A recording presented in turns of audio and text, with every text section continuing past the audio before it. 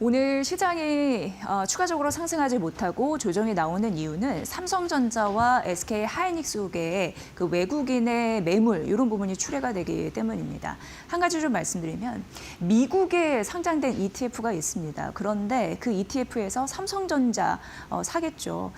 그런데 미국 ETF 같은 경우에는 미국에 상장된 ETF 같은 경우에는 이제 종목에 투자를 할 때 법인세 면제를 받으려고 하면은 한 종목당 25%를 넘으면 안 됩니다. 그런데 최근에 어제 삼성전자가 9% 넘게 급등하기도 했으니까 그런 비중을 넘게 된 거죠. 그러니까 MSCI 리밸런싱 일 같은 경우에는 매물 출회가 될 가능성이 있습니다. 그렇기 때문에 오늘 시장 반등은 그동안 많이 오른 부분도 있고요. 쉽지 않아 보이는 이유가 그쪽에도 있으니까 좀 참고를 해보시고요. 오늘 같이 삼성전자와 SK하이닉스가 쉬어가는 그런 흐름에서 앞으로의 이슈나 그리고 선점 구조나 시장 점유율의 확대 이슈나 이런 부분 보실 필요가 있을 것 같습니다. 마침 JP모건에서 SK하이닉스와 샌디스크가 공식적으로 협력하는 이 부분에 대해서 언급을 했는데요. HBF 시대 이런 부분을 준비하고 있는 모습들이 여실히 나타나고 있습니다. 머니코드에서 2월 4일에 이 부분을 방송을 해드린 부분이 있습니다. 우리나라의 HBF의 아버지가 한 세미나를 열었는데 HBF의 개념부터 앞으로 사용처 확대 그리고 가능성, 성장 여력 이런 부분을 시간을 들여서 좀 말씀드렸는데 일단 HBF 잠시 간단하게 언급을 해드리겠습니다. 지금은 HBM의 시대이잖아요. 고대역폭 메모리라고 하고 HBF는 고대역폭 메모리라고 하는데 앞에 플래시가 하나 들어갑니다. 그러니까 HBM을 그냥 사람의 두뇌라고 보시면 되고 HBF는 그러니까 저장 장치, 창고, 굉장히 큰 창고 이렇게 보시면 될 것 같습니다. 그래서 HBM은 D램, 수직, 적층한 이렇게 구조로 이게 굉장히 중요한 게 속도를 결정합니다. 빠르게 해야 되는 부분, GPU 탑재에 필수적이다라고 보시면 되고요. 결국 GPU, 속도 이런 부분을 결정한다고 보시면 되죠. HBF, 지금 SK하이닉스와 샌디스크가 공동 협력하는 게 바로 이 부분인데요. 앞에 HBM은 D램을 수직으로 적층했지만 HBF는 낸드 플래시, 비휘발성 메모리죠.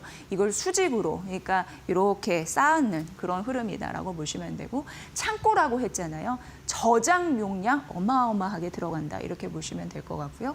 이게 HBM 대비 최대 10배로 확장 가능성이 있다고 하니까 저장 용도로서는 획기적인 부분이다라고 보시면 될 것 같고 저장 용량 큰데 전력 효율성도 차별화되는 부분으로 굉장히 AI 데이터 센터 이 시대에 각광을 받을 가능성이 굉장히 농후한 거고요.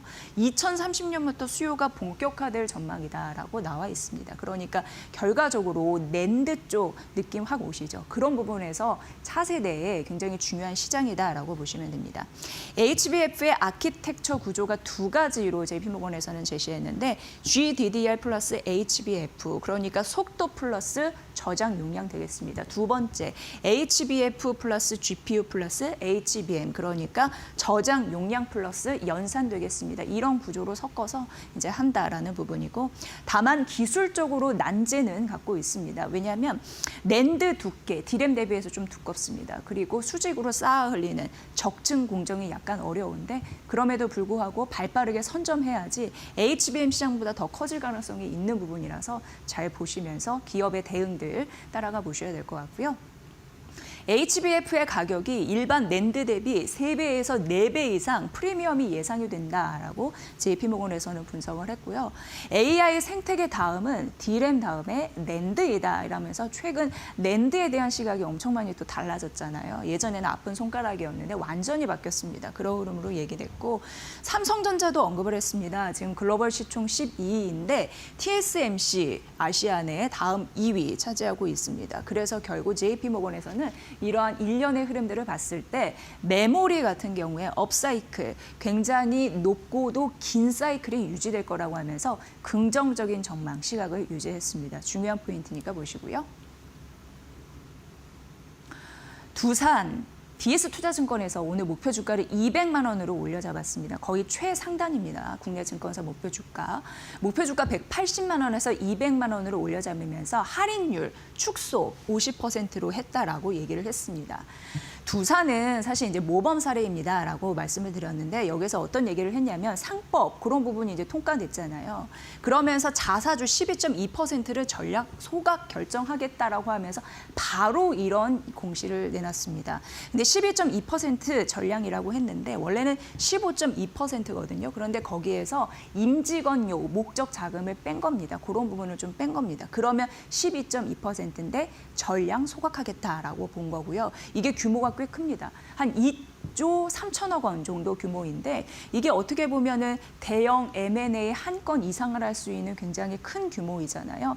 그럼에도 불구하고 자사주를 전량 소각하겠다라고 하면서 모범 사례로 이제 등극을 했습니다. 그런데 여타 다른 지주사 대비해서 두산이 그동안 사실 상법 개정 추진 이전에도 그렇고 굉장히 정상적인 어떻게 보면은 그동안은 비정상적이었죠. 그런 흐름들을 보였다라고 합니다. 그러니까 다른 지주회사 같은 경우에는 승계 이슈 때문에 이런 부분을 좀 망설였지만 그렇지 않았다라는 거죠. 그래서 상법 개정 이슈 이전부터 두산은 약간 모범 사례를 거쳤다라고 DS투자증권에서는 얘기를 했습니다. 앞으로 자본 효율성 개선 의지, 대표적으로 돈을 기업들이 얼마나 버느냐, ROE 개선에 대한 의지를 잘 보셔야 될 것 같습니다.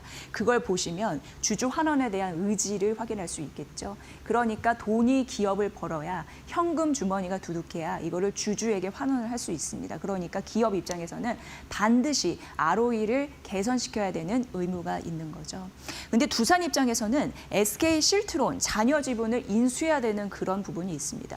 SK 실트론 잔여 지분을 인수할 때 또 외부 차입금이 더 늘어날 가능성이 있거든요. 그런 부담에도 불구하고 자사주는 전량 소각한다라고 나오고 있는 상황이고요. 이렇게 하다 보니까 동종업계, 경쟁력이 비슷한 동종업계에 대비해서 확실히 차별화 전략이 생겼다라고 DS투자증권에서는 본 겁니다. 그래서 목표 주가를 200만 원으로 상향했고 정부 정책에 따라서 잘 가고 있고 어쨌든 ROE 개선에 대한 의지도 있고 그럼 앞으로 주주 환원 정책 더 커질 가능성이 있고 이런 연쇄 반응을 생각한 거죠. 그리고 오늘 아침에 동시에 메리츠증권에서도 두산을 리포트 내놨거든요. 160만 원 올려 잡았습니다. 160만 원, 200만 원 좀 다소 차이는 있습니다만 가장 공격적으로 제시한 DS투자증권의 의미 밝혀드렸으니까 참고해 보십시오. 한국전력입니다. 오늘 좀 많이 빠지더라고요. 한 6에서 7% 정도 하락세를 보이고 있는데 DS투자증권에서는 여전히 탑픽이라고 얘기했는데 국내 증권사에서도 시각이 좀 엇갈립니다. 어제였습니다. 지역 난방공사에서 배당 성향을 예상보다 낮추는 부분을 얘기를 하면서 한국전력 그리고 한국가스공사 등도 역시나 배당 성향 앞으로 낮아지지 않을까에 대한 의문이 있다라고 머니코드에서 말씀드린 바가 있는데요. 지속적으로 한국전력에서는 국내 증권사에서 이 부분을 좀 분석을 했습니다. 오늘도 역시 DS투자증권에서 얘기가 나와서 좀 말씀을 드리도록 하겠습니다. 목표 주가는 92,000원으로 올려 잡았거든요. 거의 50% 기존 대비해서 상향한 겁니다. 그러면서 매수를 유지했습니다. 한국전력을 긍정적으로 바라본 이유가 있는데요. 바로 2분기부터 원전 가동률이 올라갈 것으로 전망을 했습니다. 그러면서 실적 전망 또한 상향한 흐름들이 있는데 물론 전기요금이 동결될 가능성을 가정했을 때 구조적으로 S&P 약세 반영 이거는 뭐냐면 이러니까 한국전력이 이제 전기를 사오는 거라고 보시면 되는데 굉장히 값싸게 전기를 사오는 겁니다. 그러니까 한국전력 입장에서는 원가 부담이 확실히 줄어드는 거거든요. 그러니까 전기요금 동결 가능성 그것을 감안하더라도 원가 부담에 대한 부분이 좀 약해지다 보니까 실적은 전반적으로 좀 나빠지지는 않는 거 그런 구조를 좀 생각하시면 될 것 같습니다. 연평균 투자비 20조 원 들어갈 거거든요. 그걸 고려하더라도 잉여 현금 흐름 같은 경우에는 흑자 기조를 유지할 것이다라는 가능성 언급됐으니까 이 부분 좀 보시고요. 다만 신한투자증권에서는 6만 원으로 목표 주가를 낮췄습니다. 이유는 배당이 아쉽다라고 봤습니다. 어제 지역 난방공사도 그렇고 한국전력도 그렇고 배당 성향을 낮출 수밖에 없는 이유가 사실 이런 공기업 같은 경우에는 대부분 이제 상장돼 있는 공기업 같은 경우에는 경영 평가 굉장히 신경 쓴다라고 말씀드린 바가 있는데요. 정부 눈치를 볼 수밖에 없습니다. 그렇다면 정부 눈치 본다면 배당 성향 높여야 될 수밖에 없는데 그럴 수 없는 이유는 재무 안정성에 대한 리스크 이런 부분을 더 크게 생각한다는 겁니다. 재무 안정성을 고려하다 보니까 배당 성향 이런 부분을 확실히 높이지 못하다 보니까 아쉬운 배당이 될 가능성이 있다라는 얘기를 했습니다. 그러니까 그 배당에 관련해서 눈높이가 좀 달라진다라는 부분 좀 참고해 보시고요. 국내 증권사에서도 엇갈리는 그런 목표 주가를 제시하고 있다라는 점 말씀드립니다. 자, 대한항공 보도록 하겠습니다. 최근 대한항공 국내 증권사에서 리포트를 좀 속속들이 내고 있는 상황이더라고요. KB증권에서 기존 대비 한 26% 목표 주가를 상향하면서 목표 주가 39,000원 제시를 했고 거의 국내 증권사에서 목표가 거의 상단에 위치를 할걸요. 매수 유지를 했습니다. 대한항공 같은 경우에 항공우주 사업 세 가지로 분류가 되거든요. 근데 항공우주 사업의 그런 부분을 봤을 때 장기적으로 영업이익이 올라가는 요인이 발생하고 있다고 합니다. 그래서 세 가지 포인트로 나눠서 설명을 하도록 하겠습니다. 첫 번째, 항공기체입니다. 그러니까 민항기 중심으로 항공기 부품 공급에 따른 그 결정적인 이익이 날 수 있다는 가능성을 언급을 한 건데요. 그동안 항공기 사고가 있었습니다. 그렇기 때문에 좋지 않았죠. 민항기 제조에 대해서도 침체 시기가 있었습니다. 그런데 지금은 장기 정상화 궤도에 진입했다라는 분석이 나오고 있는 거고요. 올해 글로벌 항공기 제작을 했을 때 2018년 수준을 회복을 했는데 그럼에도 불구하고 지난 7년간 누적으로 봤을 때 항공기 공급 부족이 좀 심화됩니다. 그래서 민항기 생산을 증가해야 될 가능성이 있거든요. 민항기 생산이 늘면은 그쪽에 들어가는 부품이 많아질 수밖에 없습니다. 그러면 항공기체 부분에서 장기 영업이익이 상향될 요인이 있겠죠. 이걸 첫 번째 요인으로 좀 봐드리고요.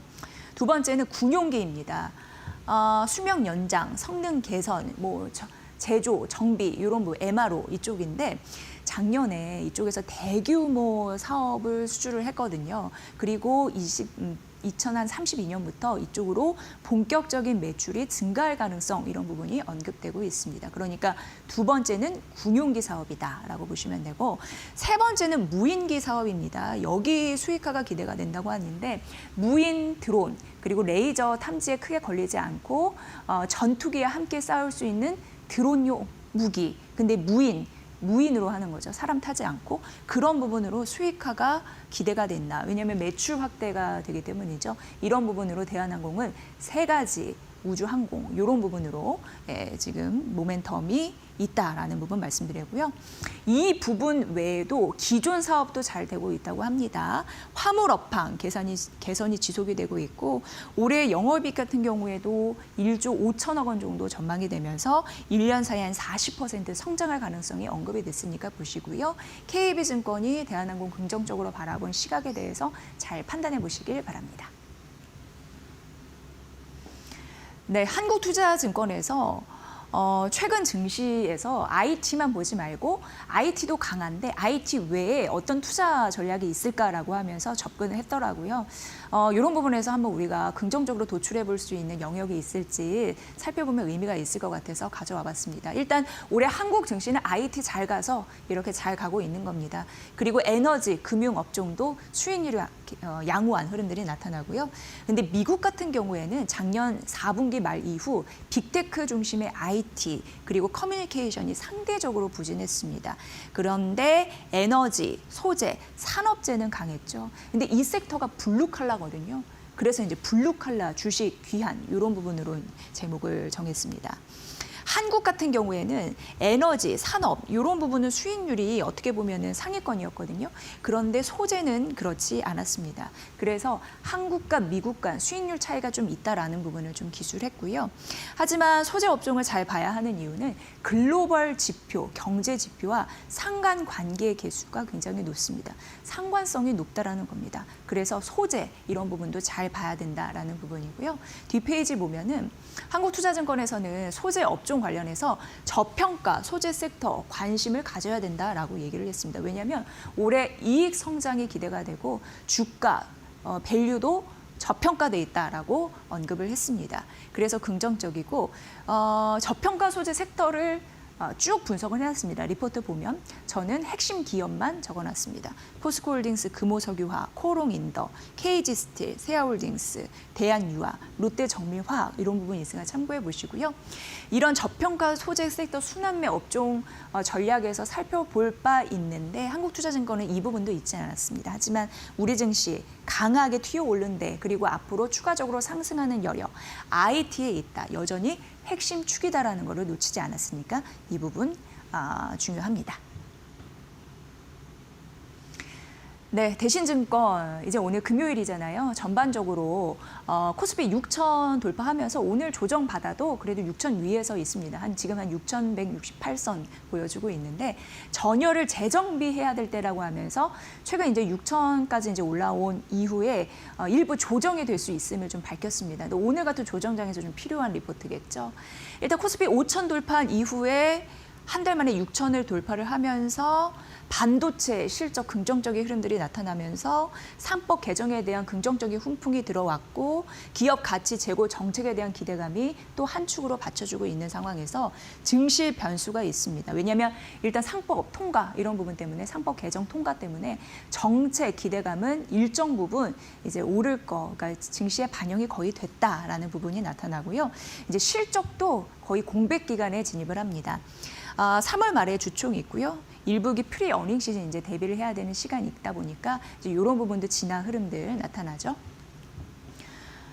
핵심 이벤트 보셔야 됩니다. 일단 3월 1일입니다. 한국 2월 수출일 발표 있는데 반도체 수출이 또 한 번 최고치를 역대 최고치를 쓰는지 이걸 좀 보시고요. 중국 양회 개막이 있습니다. 3월 4일. 근데 이쪽은 경기 민감주의 방향성을 가늠할 굉장히 중요한 변수다라는 부분 말씀드리고요. 여기에서 대규모 재정 부양에 대한 그런 정책이 나올 수 있을지 주목하시면서 관련 수혜주가 다시 한번 부각될 수 있을지 중요하다고 합니다. 그리고 3월 6일 그다음 미국 고용 보고서 발표가 되거든요. 근데 여기에서 경기 심리가 유입될 가능성이 있다고 합니다. 이 부분 보시고요. 이 부분이 차익 실현에 또 조정의 빌미가 되지 않을까 이런 부분 보셔야 될 것 같습니다. 미국과 이란 핵 협상, 미국이 좀 강경한 태도로 나갈 가능성이 있기 때문에 주시해야 되는 이슈이고요. 그때 머니코드에서도 관세 이슈보다는 이란, 이런 협상에 대한 난항, 여기에 파생된 우리 시장의 경계 매물 이 부분을 더 리스키하다라고 봤죠.